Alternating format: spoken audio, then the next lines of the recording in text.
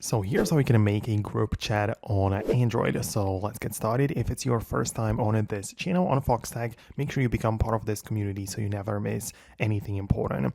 So it kind of comes down to which messaging app you are using. For example, on Samsung devices, we have both the Samsung messages as well as Google messages, but the Google option is like available for all Android. So just click on that, and in here, what you can do is to start a new message. So tap on the new message button in the bottom right corner like that. And you can see right away that you can type in the name of one recipient, but you can as well create a group.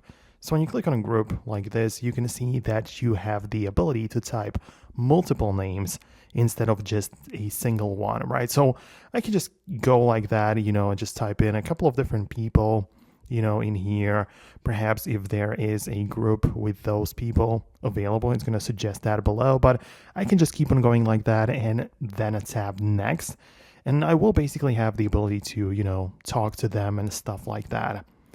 It also depends on whether your phone and those of other people use RCS messaging, because in that case, the group chats can work.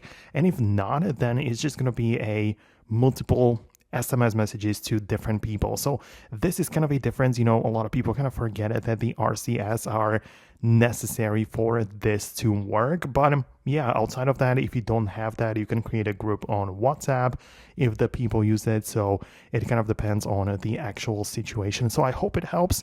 Let me know what you think about that below in the comments. For now, that's it. And I'll see you in the next videos too.